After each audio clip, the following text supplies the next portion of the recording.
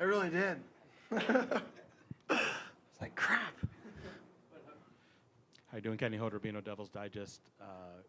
I got to imagine the vibe on the first day of the transfer portal compared to the first day of the transfer portal last year is totally different because of your success, and the good headaches that maybe were hard to find last year are abundantly clear this year.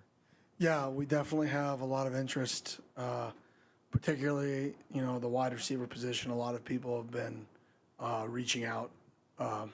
So it's positive. Chris Cartman, Son of a Source. Kenny, just wondering, after saying following the game that you thought maybe year 3 you would be in this position, but not year 2. What things did you learn from the players in this group that can help you even more into your future? Yeah, definitely. Sorry. Don't ever put limitations on yourself. You never know what you can accomplish. Like these guys, not just from a physical standpoint, but from the mental, from the work, from the continued grind, from the adversity faced. They've really accomplished something up to this point that's incredible. Something that I don't know if a team's ever been picked 16th out of 16th and ended up winning. Whether it's pro sports, collegiate sports, I can't think of a story like that off the top of my head. So what I've learned is the whole mindset of the program of just be the very best you can be all the time is so true, because we wouldn't have put this expectation as success. We wouldn't have defined success as this based off of preseason expectations. So don't ever put yourself in a box. Continue to just be the very best version of yourself. And I think that's just, these guys are a living testament of that. And they continue to do it. They continue to amaze me every single day and what they do, good and bad. Nick, Blake, Doug, Jake. Kenny, Nick King from Arizona's Family. Scat's balance. How unique do you think it is, Dave? Do you have a comparison for anyone who's been able to kind of keep themselves up the way he does? Yeah, I compare him more to like the Ray Rices, the Maurice Jones-Drews of the world, where they were, a little bit shorter guys, really stocky, 220, maybe 30. I don't know what their weights were, but with unbelievable balance and physicality. That's kind of the running style when I watch him, I think of. And then they were both really good pass catchers out of the backfield. So I see him as a similar player like that with the elite contact balance. Mind you, I've never watched the real film on either of those guys. I've watched the fan film, right? Was watching them on TV. But when I watch those guys play, those are the guys who I feel like Scat kind of reminds me of. Blake? Hey, Kenny, Blake Neiman, Sun Devil Source. You talked about yesterday a lot of guys from the southeastern part of the country being on your team, being able to kind of grow up and idolize the Peach Bowl. How big has being in the Big 12 Conference been to having that national reach for recruiting as well as the transfer portal and getting guys to come here? Yeah, definitely. We recruit a little bit past Texas, but the majority we stop kind of at that Texas range, and then we'll dabble past it. But I definitely think being in the Big 12 has opened up doors from us from a recruiting perspective to recruit that side of the country. So I know those guys are excited to get there. I know Jeff is from there, and he's fired up as can be, and he's probably the funniest dude in our team. So that's a scary combination to have the funniest dude on your team going back home for the game. So we're gonna have to make sure we definitely have him under control when we go back out there.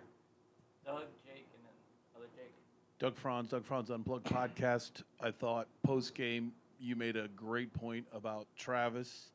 Last year, Greg Byrne came out on the record and said he's going to figure out what they're going to do, future scheduling. When the committee first got together, we were told every week it's an independent week. It doesn't seem anything remotely the same. So for you going future, how does whatever the committee is trying to tell us affect you, future scheduling, future decisions?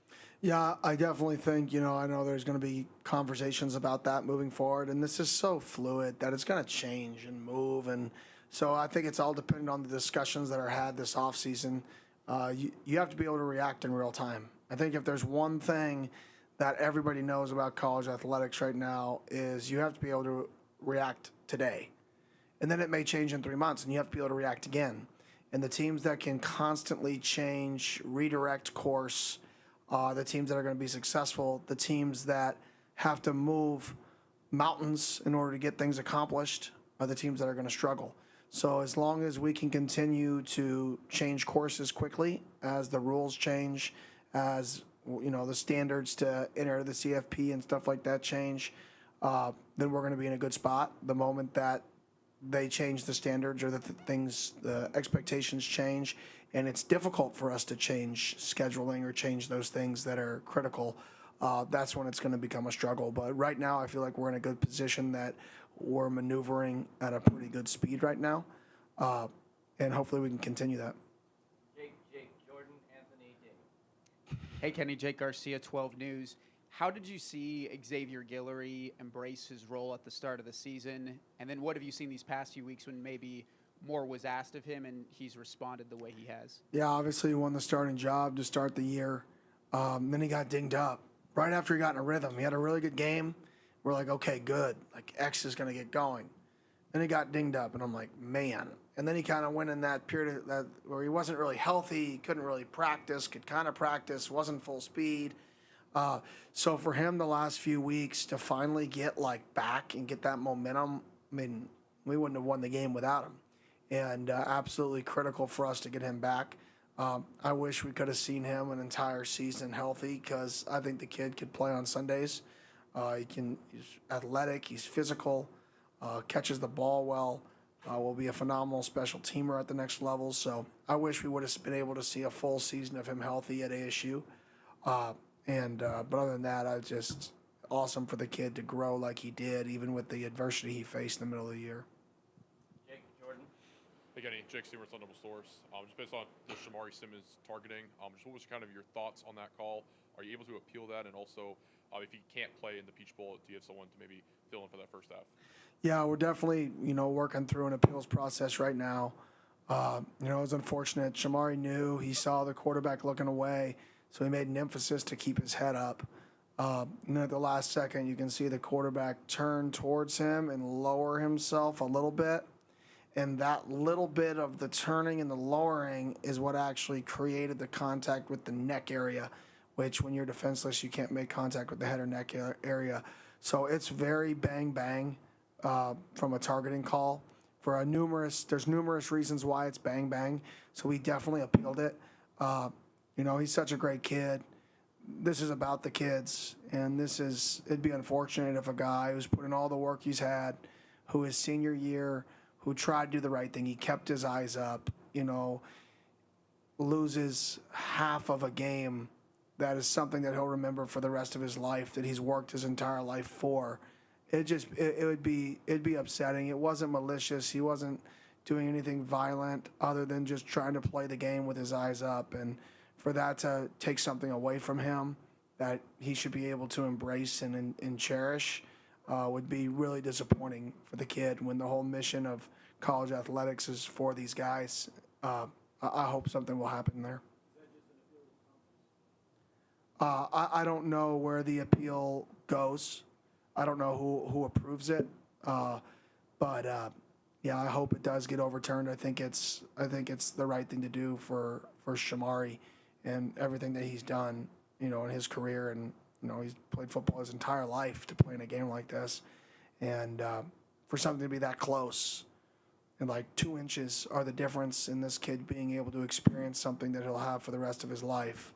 I think the human in everybody should understand that this is something that should get overturned. Jordan, Anthony, Damon. Hey, Kenny, Jordan Ham, Sports 360 AZ. With more and more players going to the portal, what advice would you give them going into this process? And then for the high school recruits, what advice would you give that maybe wasn't as important maybe 4 or 5 years ago? Yeah, high school recruits, now you're competing with the unknown. Before, you knew you were competing versus the other kids in your class, but the reality is you're competing for a depth spot on the depth chart now. You're competing for a spot on the roster, and that roster spot and your competition changes when you wake up one morning and there's 6 other freshmen that are on a college roster that are now in the portal at your position. And you just went from number 1 on somebody's board to number 7 overnight. because those freshmen in the portal are still treated like freshmen. They still have 4 years left, just like you. And I think that's the hardest part right now for the high school kids to understand is it's not the recruiting that it was in the past, because a team that can get a high school kid from the portal or a freshman from the portal who's maybe been in a collegiate program, who understands what it looks like, who maybe has played in some games, right? It could change where you stack for somebody. So my advice would be, when you know where you want to go, make sure you trust the people you're going to, stay committed to that school, and then work your butt off when you get there. For our guys that are going in the portal, we've met with most of our guys that are going in. Our guys have the opportunity to stay on our football team. Like, they're like, well, we'll go in at the end. I go, no, that's not fair to you to go in after our run is over.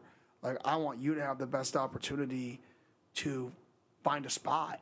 You can go in right now, day one, we'll help you find a spot and stay on our football team if you want to stay on our football team, and let's go on this ride together the rest of the way. But I didn't want those guys to feel like they had to wait to go in because they wanted an opportunity to have a bigger role for a program until after the CFP. I think that would have hurt their chances. So I made it very clear to the guys that you can stay on the team as long as you do what you're supposed to do, just like you're on the team. Go to meetings, show up, be 5 minutes early, check in, weigh in, go to workouts. Even if you go in the portal here, that doesn't affect me at all. That's just us being on the same page, trying to help you achieve what you want to achieve in your career. So we will have some people going in that choose to stay a part of this team, and it fires me up that we have the relationship between the kids and the team, that they want that they want these guys to stay a part of it.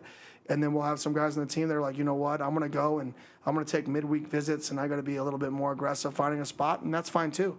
And either way, it's what's best for these guys. Anthony, Damon, Cam, Blake. Hey, Kenny, Anthony Remedios, Sun Devil Daily. Going back in time for a minute here, 1970 ASU's last game in the Peach Bowl, also Frank Cush's first bowl win. And as Gary was saying at the end of the Zoom call yesterday, that that kind of started the movement for those here in the Valley to start the movement for what now has become known as Fiesta Bowl. With this being your first bowl game as a head coach, how do you feel about kind of having that connection and that similarity in that sense? Yeah, it's kind of crazy, to be honest. Like, small world, or coincidence, whatever the correct saying is. I mean, that's wild. It's an absolutely wild coincidence right there. So, yeah. Hey, Kenny, Damon Allred, Arizona Sports. Regardless of who wins this first round matchup between Clemson and Texas, odds are you'll be playing the best team, best quarterback, best defense you guys have faced all year. How do you plan the team for that physical and mental readjustment to this higher level of competition? Yeah, I think the Big 12 is a phenomenal league.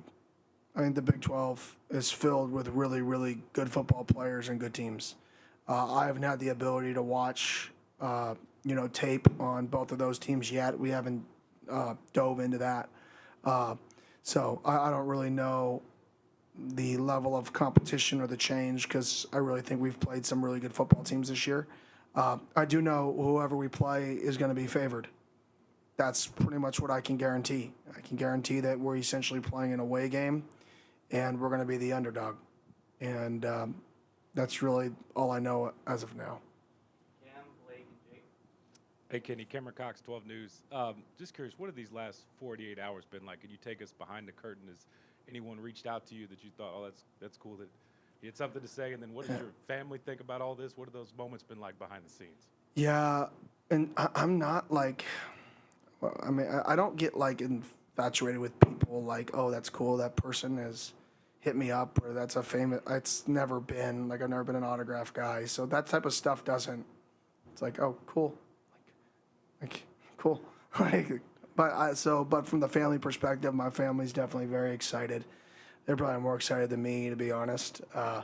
We're still in this right now, so I'm excited. I'm enjoying it. Don't get me wrong, but it never really ends. College football doesn't sleep. So, like, you wake up today, and it's the beginning of the portal. It's like, okay. And it's a whole new season within a season. And then we go back, and it's back to the season. And so I haven't really – it's been awesome. It's been exciting.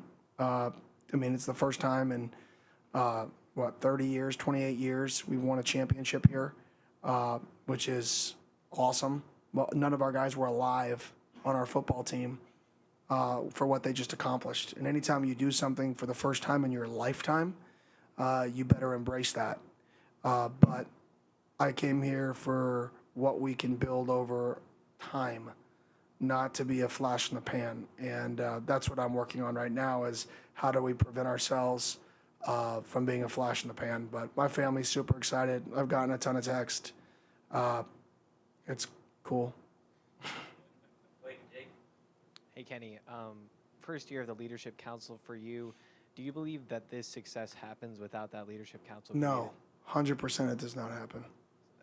How have they transformed this culture to create this success? Oh, they make all the decisions. Like every major decision we have in our program is decided by them. They're the ones who wanted me to meet with the guys early. I've been having exit interviews since before the Arizona game because I asked them, hey, I know this is weird, but now in today's day and age, kids are getting called by other schools already. Kids have to start making decisions. And I'm like, but we haven't even played our final game yet. How are we going to start talking about next year? And so for them to give me the insight and, what kids are thinking about now and what's actually happening, I think has been huge because now I'm meeting with the guys. We're all on the same page. Yeah, we have tough conversations and then we have to go play Arizona. Yeah, we do. But that's just part of life. You're going to have tough conversations with people and real conversations. And for our team to only be better through all this, and then guys still want to be a part of it. And that's just one example of how the Leadership Council has made decisions to get us to where we're at, whether it's, hey, we're tired today, coach. Like, our bodies are worn. All right, I got to change the schedule. And then it's like, coach, no, we can go harder. Like, we feel good. We feel good this week. And the honesty that they've had towards me and then back, I think has helped this team get to where we want to go. And then, same token, I challenged those guys early that we're only going to be as good as them. We're only going to work as hard as they work. We're only going to play as hard as they work. And that's what good teams are. You're only as good as your best players. And, I know people always use the saying, you're only as good as your worst player. I couldn't agree less with that saying. You're only as good as your best players. Your standard is your best players. If your best players set a high standard, people feel obligated to hit it. And I think that's what this Leadership Council did. This Leadership Council forced the guys beneath them or the guys next to them to hit their standard of effort, their standard of relentlessness, and their passion for the game. And I think that's what's really elevated everybody in the program. Kenny, there's 3 weeks off between now and your next game. Do you guys have to change the process or maybe reevaluate some things with the schedule in terms of like a bye week is almost like a 3-week bye week compared to the regular season? Very hard, to be honest. I've never really experienced anything like this, so I called a few coaches. I'm not going to mention who I called, just about managing this. And, a lot of them, to be honest, both of them didn't tell me like what they liked, what they did. They both said, this is what I would never do again. Because it's such a weird space. We're playing good football right now. Now you have 3.5 weeks where you don't get to play football versus an opponent. I mean, that's as long as fall camp. And how do you manage bodies with staying in shape, with staying fine-tuned, without hitting each other too much to get somebody injured because you don't want to get somebody hurt. And so we have a plan. Like I said, I talked to some other coaches who've done this before. And then I met with our Leadership Council and our staff to go through, get everybody's opinions, to put together the best plan. And our players are off this week until Sunday night, and then we'll come back. We'll do basically a bye week for that next week, simulated bye week. A lot of young guys practice, one veteran practice. Basically, we're going to get one high 500 player load, which is a normal high workload for us, player load day a week after they get back to try to make sure we're hitting. Those are game day levels. 500 player load is a extensive game.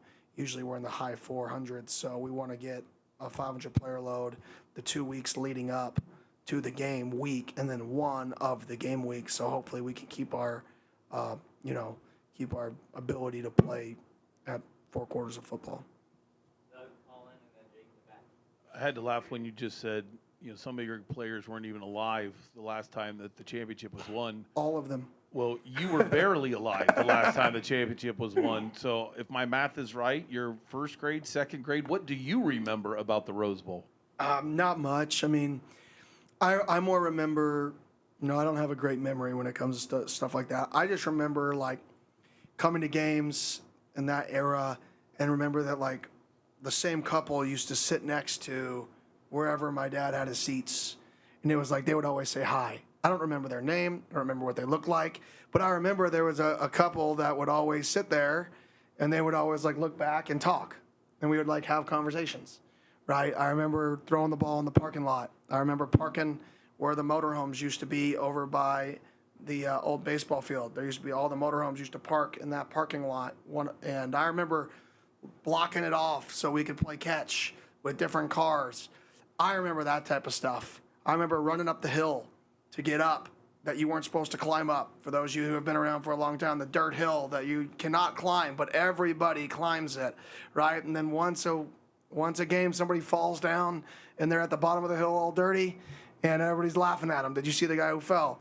I remember those types of things about that era, but I think that's what makes college football different and unique. It's not just about the product of on the field or the result. It's the moments that college football create for the fan base that you remember. You don't always remember the plays. You remember the environments. You remember the seasons. You remember everything that goes into it. And I think that's why it's will be so fun to get season ticket sales up, to get people back involved, to get this place sold out more, because the environment's something that your kids and your kids' kids and your aunts and your uncles are going to remember for the rest of their life, just like I just did. Like I just went down memory lane like that. That's how it should be for the next generation of Sun Devils 10, 15 years from now. Kenny and Colin Harmon, ABC 15. I guess it's a great problem to have, juggling the portal while getting ready for the CFP, but if you were kind of controlling the rules of college football, I don't know, is there a way where you're not still playing for what you're playing for and having to deal with all the stuff for the future? There's not a right answer. It's kind of like being on the CFP committee. You're always wrong. That's the nature of sport. I mean, this is the definition of sport. It's so great because it's a living soap opera. I mean, we're living a reality show. It's just not a reality show. It's a real show.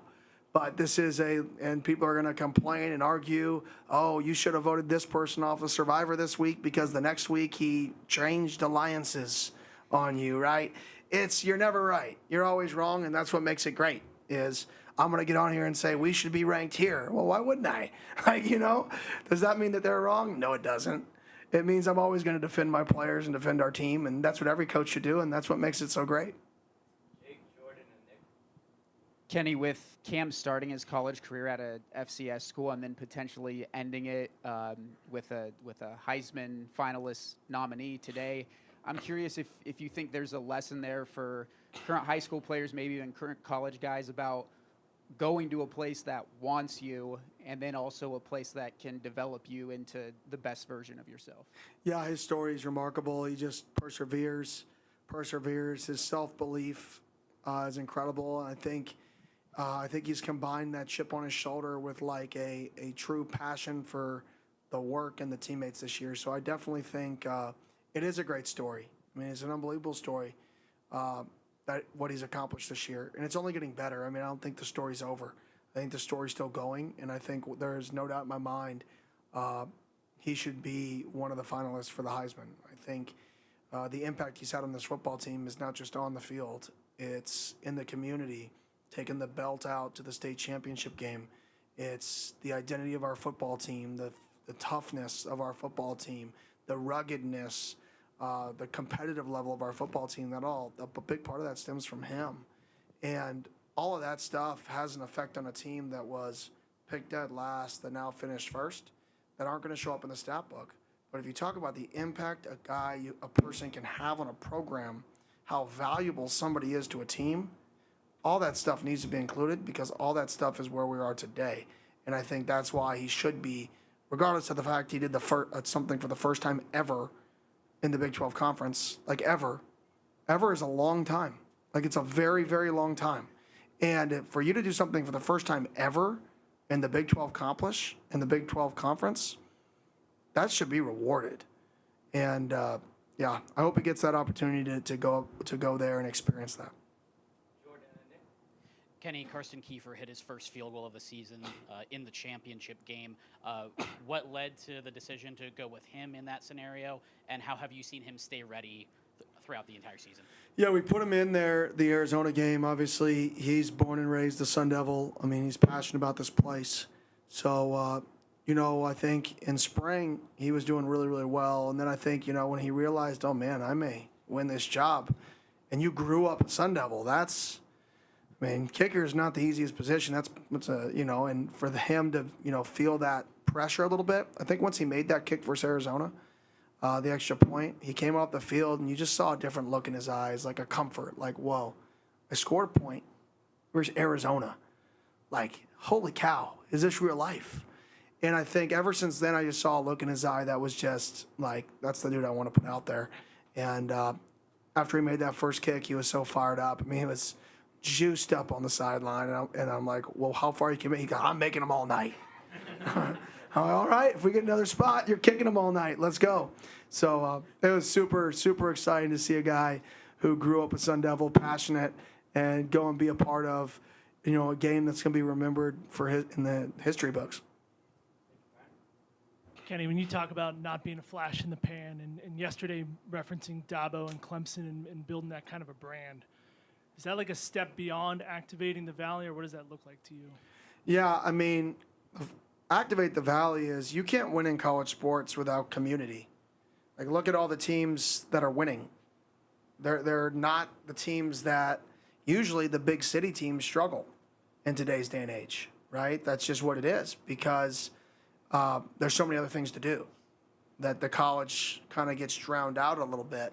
That's not every big city. There are some big cities that are still, the priority, but a lot of them do. And when I say that, it means that we can't win without the commitment from the city, from the community, from everybody involved. Because when we bring a recruit on campus, right, they have to see a sold-out crowd. They have to see that people care. They have to see that there's a fan base that's crazy on social media and they're passionate. And when he commits, he gets 4,000 retweets and 20,000, whatever it's called on Instagram, like likes or hearts or repost. They got to see all that. Like, man, they care about this thing. And I know that sounds weird, that actually matters. It all matters. And you need it to win. And so that's the first step to winning. And then if we can create that and you can sustain it, well, now you can create a brand that's on a national stage, and then you can attract a higher level.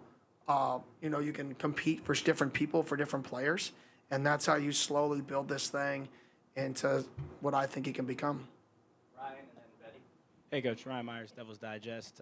You'd mentioned the players having some time off and the practice schedule you guys will be going with. For you and the coaching staff, what does the next few weeks look like? Are you guys starting to game prep? I know you don't know who you're going to play exactly, but you have a very good idea. And then anything like that going forward? Not right now. This is a self-scout period. We're, talking to our own guys, watching players. We're going to bring in a few guys in the portal, not a lot. Maybe as of right now, like 8, 9. It could change, but we're not trying to. We have our roster that we want for the future. We just want to add a few pieces because we are losing some seniors and are going to have some kids in the portal.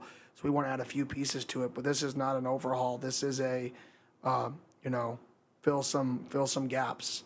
So those are the things we're doing. It's self-scout. Worry about us because we don't know our opponent. So let's really dive into that, like a bye week, and then really make sure that the guys that we are, going to bring up and visit from the portal are wired the way we want them wired, and they're, positive, good energy, good person, love football, want to be here for the right reasons, and then can play really well. To kind of follow up real quick on that, with the self-scout then, do you know, is there obviously a couple of really good wins back-to-back and a bunch of wins straight? What is it that you're kind of looking forward to seeing and kind of improving on in the self-scout period? I don't know yet. I mean, we'll have to find out after we do it. I mean, I feel like we have a few tendencies, but sometimes, I don't see everything, that we run or that we practice, or I don't notice like minor details of alignments that I used to when I was a coordinator because I got, more things I'm dealing with. So things that are in my head of, I think every time that our running back is on the same side as the H and he is not in a deep alignment, that it's going to be split flow or outside zone. I used to just be able to be like, oh yeah, that's accurate. Now I'm like, I don't know if that's accurate. So we got to make sure that we look at all that and make sure we change up tendencies or use tendencies against future opponents. That way teams can't use tendencies against us. It's not revolutionary, but this does give us a period of time to do that and not worry about an opponent, but really double down on us and then worry about an opponent this next step. Hey, Coach. Gina Maravilla, Arizona's Family. Morning. So we talked to fans who literally drove 15 hours to Texas to support you. They tried like heck to get on the field at AT&T, and they just couldn't do it. What does that kind of rabid support mean to you guys? How does it help you? And then can you give your best pitch to fill Mercedes-Benz Stadium? Yeah, that's unbelievable. Hopefully it was worth it. Hopefully I'm glad we got the job done for those people who drove 15 hours.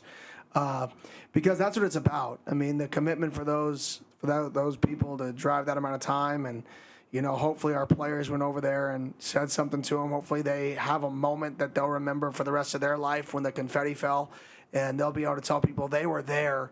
5, 10, 15, 20 years from now. I was at that game. I was there. I saw I saw Cam with the belt walking around.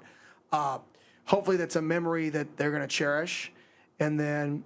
It's the same message is this is a special season. This is something that hasn't happened here in 28 years. You better enjoy the ride, and you better make sure you look out the window. And the only way to look out the window is to be in that stadium. If you want to be at something that could be remembered for the history of ASU football, this is a moment that people could remember forever.